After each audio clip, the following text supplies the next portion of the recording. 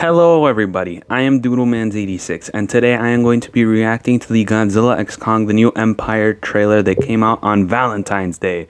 I wanted to get this video out earlier, but I didn't get a chance because of school. And I would also like to say that I know this movie is pronounced a certain way, but I say Godzilla X Kong, so I'm sorry, but deal with it. So first up, we got this nice looking poster with Godzilla and Kong running towards the screen. They don't have to like each other, they just have to work together. That goes extremely hard. I love that. And they look so good. A new look at Godzilla is always amazing. So starting with the trailer, which I can't play because Warner Bros. Would murder me if I did play it. First up, we start off with the same scene from the last trailer with Kong coming out of Egypt, or a hole in particular, and then we get a nice shot of Godzilla swimming, and you can see it's his Doherty design with the blue on it, as the water is also charged blue. And then we also get the new evolved Godzilla charging through a bridge with a nice look at him underwater. He just looks beautiful. I love the pink. And we get some commentary from Eileen Andrews, who was saying that the Titans were at peace and the great apes were the protectors of humanity and that the kaijus were in peace. So that's interesting to hear.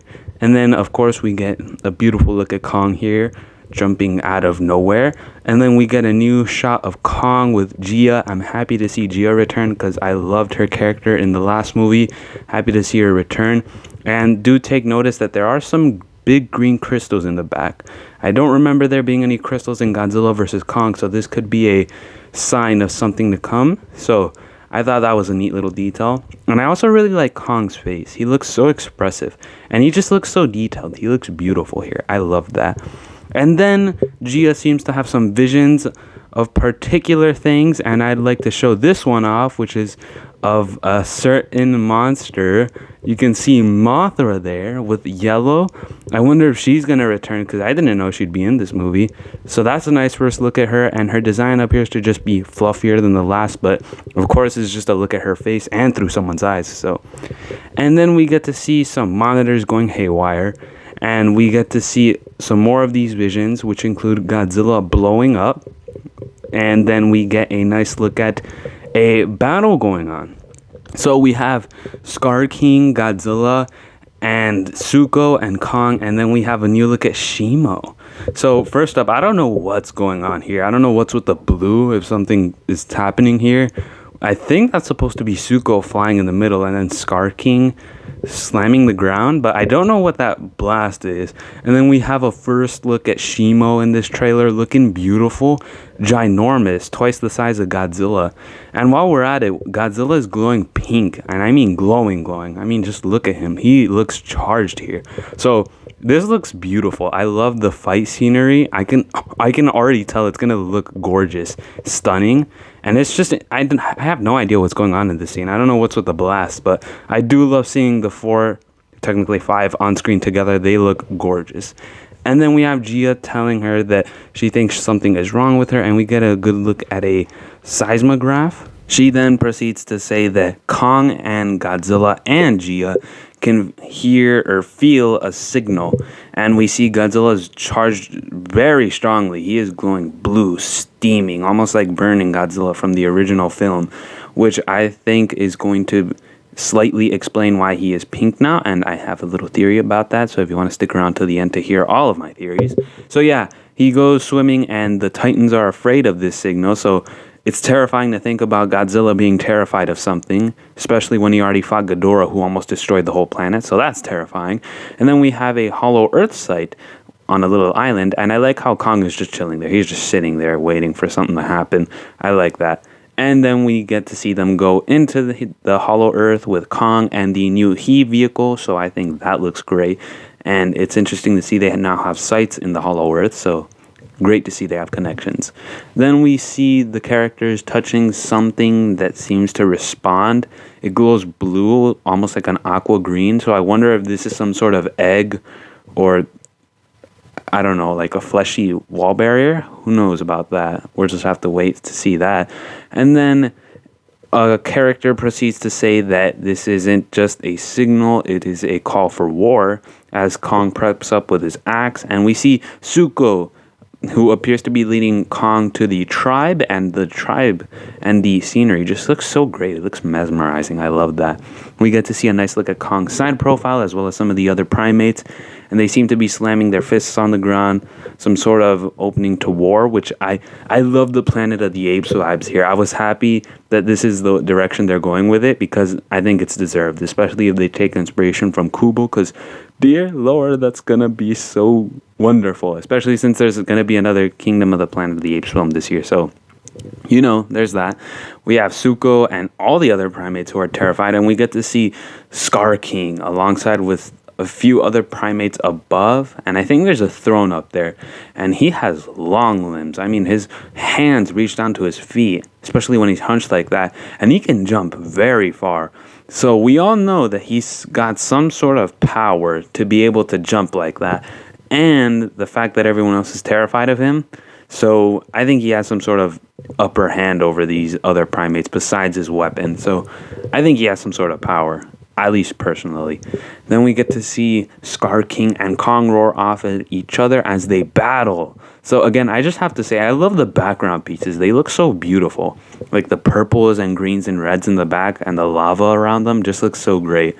And we get to see Scar King show off some skill as he's able to easily manhandle Kong. But Kong seems to have an upper hand when it comes to strength. So I wonder how that dynamic's going to play out in the film. I wonder if Scar King is stronger or if he's just more skilled than Kong.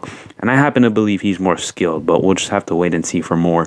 And we see a good look at the whip slash, which appears to have some glowing spike at the end, which cuts Kong. And of course, if you've seen the figure or the actual design, he has the lower jaw of a Titan on it, so that's great. And then we get to see a good look at Shimo in the shadows as Kong looks terrified. I've never seen this man look this terrified before, not even when fighting Mechagodzilla. So, you know this is going to be a big bad. And I believe Shimo is a girl, I think. I think the gender is female, so hey, we at least have another female kaiju in the kaiju community, so that's always a nice welcome. And we get to see Shimo blast Kong, which pushes him back very far, and we get to see the ice blast freezing not only the axe over, but even a bit of Kong's arm, which I believe is what will lead to his new Beast Glove upgrade, as he was horribly injured in that battle. First Scar King, then Shimo in one battle. That's got to be a tough one. Then we get to see Godzilla and Kong run with each other as the climax of the trailer begins. And we see something blasting into the sky through the water. And we actually get to see Shimo there blasting at the sky with the frozen water all around in Brazil. So I wonder if the final battle will take place in the Hollow Earth or Brazil, or if it's going to go all over the place. I'm going to be excited to see that. I wonder how that's playing out. Then we see Kong and Godzilla actually fight for a bit.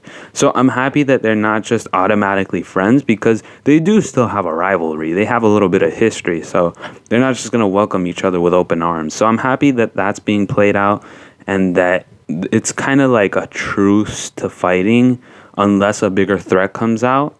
So like they don't team up unless they have to, because they stick to their own regions, one inside the earth, one on the surface. So I'm really happy that there's that, because I feel like their interaction, their first one in this movie, is going to be pretty funny and cool. So happy we're going to see that. And then we actually get to see Kong with the Beast Glove in a city, punching Scar King so hard that a tooth goes flying out. And we get to see Scar King holding up Zuko.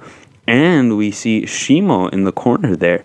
So I wonder if Godzilla's here in this battle. We know he's going to show up, but I wonder if Godzilla is just... Where is he here? I'm really intrigued by that. And I don't think Kong's going to be able to take on Scar King and Shimo alone. So I wonder if he's coming out of the Hollow Earth or something here. But yeah, I love the punch. This is a knockout. I mean, Scar King's on the ground right now. He's gone. He's a goner. And then we see Godzilla in this shot, who appears to be at a nuclear power plant. And he is glowing blue, like I said before. And he has a nuclear pulse now, which I think looks really awesome. This new blue look looks so good on him. I think he looks gorgeous. It's a beautiful night scene, too, with the fires and stuff. And him glowing with the electricity and using a nuclear pulse looks so cool. And again, I have a theory as for what this could be later on, so if you want to listen to that, stick around. But yeah, I just gotta say, this looks really cool. The music also is really cool. I wanted to point that out because I really love it. It's just gorgeous. And we see Zuko join the battle, throwing a rock at one of the other primates with war paint on him to resemble Scar King with the white and the reds. And then we see Kong suit up with the beast glove, which I thought looked really cool, sounded cool. And we see it has some sort of electrical properties as Scar King throws his whip slash around a building and hurls it at Kong, but Kong punches it. And then the trailer ends with Godzilla and Kong roaring together in Egypt with the Sphinx in the background. So I really loved this trailer. I really loved it. The action, it goes insane. The scenery is very nice. The characters look great. The action looks awesome, and I just feel like this is going to be a blast of a movie. It's going to be very fun, very loud, and it's going to go extremely creative with its action, cinematography, and all around kaiju love. I really love the love that's being put into this movie. So, time to get into my little theory speculation section here. And I first up have to say that I believe that Godzilla is looking for power sources to charge up and contain his new form. So basically, we get to see Godzilla glowing with the blue and using the nuclear pulse, and that's all fun. And if you take a look at his environment, there appears to be a nuclear power plant around him. And I also want to point out Mothra is in this trailer, and the last time he used the nuclear pulse, Mothra was there, so there's that. And I believe that Godzilla is gaining power. This warning maybe has scared him so much that he believes he needs to suit up with a new form, and I believe he is going around grabbing power to go to sleep in where was it? Antarctica, I believe. I don't know. I forgot. I'm not very smart. And I believe that's why he's going pink. This new form is to contain this new power, and he has to achieve it in order to gain strength and keep it. Kind of like Burning Godzilla, but in a base form. So I believe that's why he's going to go pink, and that's why he is going around destroying stuff. He doesn't really care about humans. He doesn't really care about hurting them. He just wants to protect the planet. So in reality, he doesn't really care about humans. He just wants these nuclear power plants. Unlike Kong, who is more so human-friendly, especially with Gia. So I also this one isn't super theory-ish. I think this one's kind of obvious, but the reason for Kong's Beast Glove is not just for an upgrade against the two, but also because it seems like Shimo damaged his arm in battle. It was speculated to have been Scar King, but after seeing this trailer, I believe it's Shimo, especially since we see some of that on his arm. There's a lot of ice, and then we also see later in the trailer when he's showing off the Beast Glove, he has a bit of blood in his hand, so I think that Shimo did the damage, not Scar King. Although I could be wrong, maybe Scar King breaks his arm, then Shimo ends it, which would be brutal. But yeah, that one's not so theory-ish. I think that one's kind of, likely to happen. Then I wonder what Mothra's return to this could be. I don't know if... before I say anything, I believe this egg sac to be like an egg of Mothra. So I don't know. Maybe Iwis have a connection to speaking with Titans. Because like I said in my last video, I believe this movie is going to be spiritual in a way. And it kind of is. Because we see Gia having some visions. And she's able to receive signals like Godzilla and Kong. So she could be like a psychic. Similar to the Heisei era main character. So I definitely believe that my speculation was correct, that this is a spiritual connection between the Titans and the humans. I believe that to be correct, and I believe that to be the reason why Mothra could be called. Maybe they're calling in Mothra to bring Godzilla and Kong together. And if not that, then I believe Mothra is being called in to at least control the damage. Because let's take a look at it here. We have Godzilla and Kong and Zuko. There's his Scar King. There's his Scar King, a very skilled and highly trained and fighting ape. Shimo, a gigantic titan that can bring the Ice Age. An army of monkeys behind Scar King. That doesn't sound like it's just going to be enough for two alone. So I think Mothra could be stepping in here to help possibly get the two to team up, but I think they're smart enough to admit they need each other. So I believe Mothra's coming in to help, and Gia possibly calls her in, maybe talks to her. So I believe that to be the case here. And then I also want to ask the question, why and how is Shimo being controlled here? Let's think about it this way. Shimo is a titan who is bigger than twice the size of Godzilla. And note that this is the biggest Godzilla has ever been since 2014. And has the powers to basically freeze over everything. And as for the crystals, that's possibly Shimo too. So what kind of controller influence does Scar King have over Shimo to get Shimo to work with him or do his bidding is the question. I'm gonna be honest. I don't have a very good theory about this because it doesn't really make sense. And of course that lava fall isn't stopping Shimo from just killing Scar King. So I wonder what the reason for Shimo working with Scar King is, unless Shimo is evil herself, which can be true. It can be true. Don't get me wrong, but I just don't know if Shimo is evil like Scar King just for being evil, or if there's a reason she's doing this, I wonder if she has some sort of history with Scar King or something, because I find it interesting that they're kind of teaming up, because they're kind of like evil Godzilla and evil Kong. Not basically, but they're kind of like the opposites. Godzilla black, Shimo white, Kong brown, Scar King red. Scar King evil, Kong good, Godzilla heat ray, Shimo frostbite blast. They're kind of like the opposites. So I just think it's very interesting to see Shimo working with Scar King. Whether there's a reason for it or not, I think will be an interesting question in the movie, as well as Zuko. I still believe Zuko to be Scar King's son or having some sort of relation to him. I mean, for Zuko to get in the battle with Scar King and be held like that by the throat, he's got to have some connection to all of this besides just leading Kong here for help, which I believe is also still true. So yeah, that was all of my theories and speculation.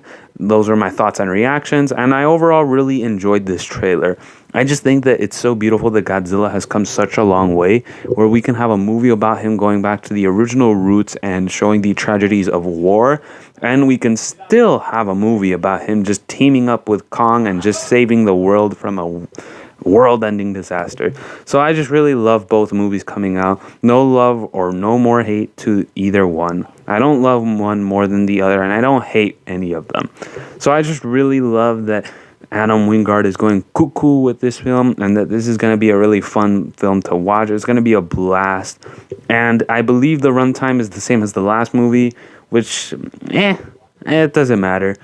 Unlike the last movie, there isn't two groups of humans. It's just one in this one, so I'm fine with the runtime. So yeah, those are my personal thoughts on this trailer. I'm really excited for the movie, and I'm really excited to see more stuff come out, as well as watch this movie in theaters. What do you guys think about this trailer and movie? And thank you all so much for watching, and I'll see you all next time. Bye bye.